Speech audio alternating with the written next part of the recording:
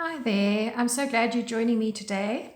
I've been asked to just do a little sort of walk and talk through some of the paste grain papers I've been making. So for those of you that don't know what paste grain is, it's simply using acrylic paint, and into that you mix wallpaper paste. The wallpaper paste will do two things. It will first of all give bulk to your paint so that you have more volume of it, but it doesn't actually dilute the colors. So for instance, it won't make the red into the pink, it will just make it a less intense color. The second thing is, because the wallpaper paste is very moist, it stops your paint from drying on your paper very quickly, so it allows you to play a bit more, and for me that's one of the greatest joys. So simply speaking, if you have already mixed your paint into your wallpaper paste, you could apply it onto your piece of card, which is easier to work with than paper because it's going to get wet, and then use implements such as maybe something like a little spatula and just scrape off some of the color. So that will allow you to create textures and surfaces on your paint. Here, for instance, too, you can see another one, and the beauty of this is that as we've scraped away the paint, you can see how it's gathered in some of these edges, and that almost creates a shadow or a 3D effect. Rather fun. Then you can simply just do something very, very simple. If you wanted to create a nice background, you can take a wide, hard bristled brush, something like a hogshair brush, or even just a household paintbrush, and just simply drag color across. Don't be obsessed with it being smooth and even colored all over the place. You're not printing paper, you're doing handmade designs. Here's another example in a different color. And with this one, I put on a base of yellow ochre, and then I've just dragged in some black over that, so that I've created quite a dark background.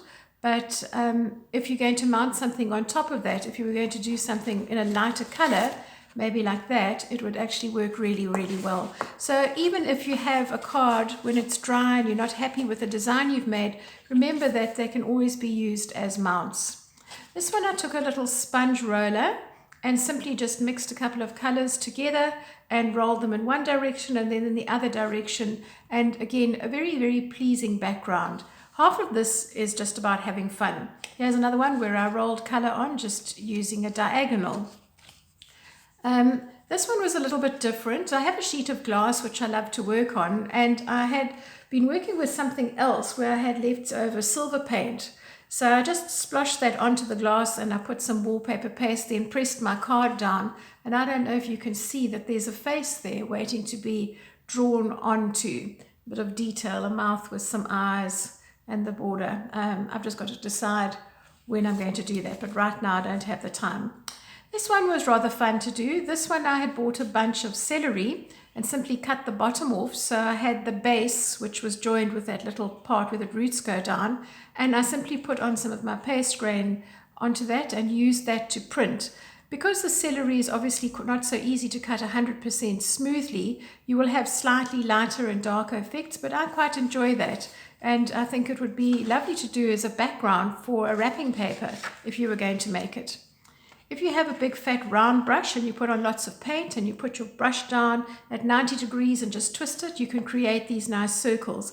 And doing this with craft paint alone is really difficult because the paint reaches a certain point and then it wants to stop spreading because it starts soaking into your paper. But once you've got the wallpaper paste in, so you've got your paste grain mixed up, it's much easier to do.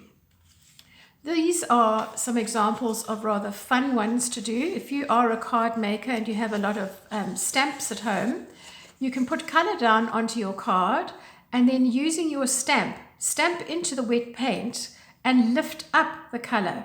But you must make sure that you wipe that color off before you do it the next time. Otherwise, you're going to just be printing back color onto your card. So I rather like those, rather nice and delicate. Here's another example of a heart design. Very intricate detail, which would be very difficult to stamp with a paste grain because it would get in between the grooves of your stamp. But in this instance, because I'm lifting the paint off, it's much easier to do. Here's another one where I used little stars.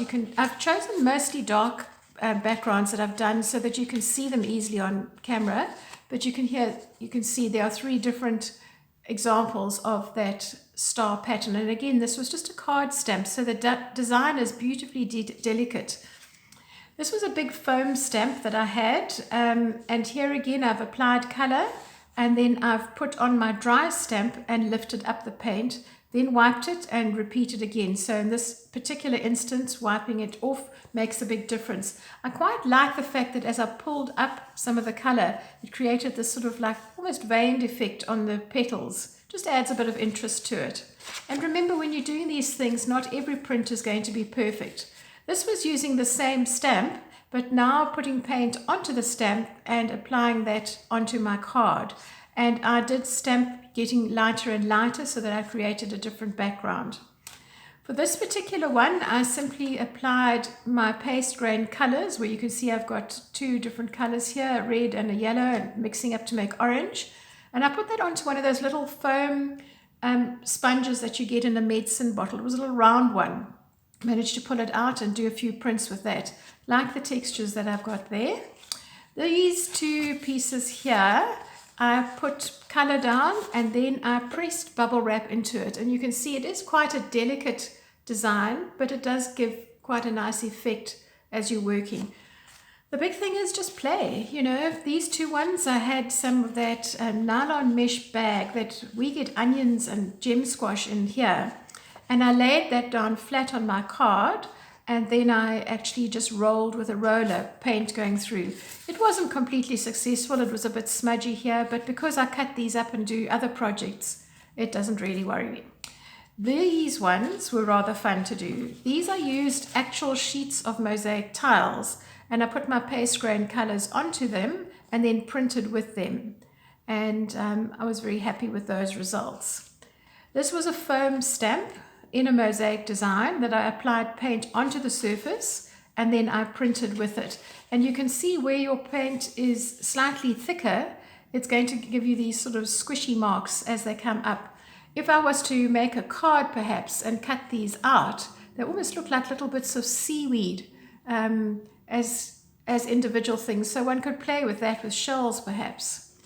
This was using that same stamp, but in this particular instance, I applied the paint to my card and then I put the dry stamp down and I actually lifted up the color. And you can see that it is quite a different effect because you're not getting the white in between, you've got color in between. This one I applied paint using a nice firm bristle brush, pretty similar to what I'd done here when I was doing this kind of texture.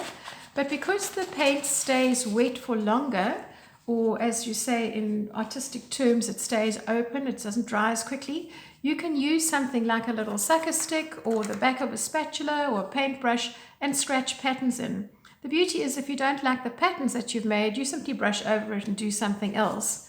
And in this particular one here, I've also scratched designs in, but in this one I've actually just used one of those big afro combs to do that.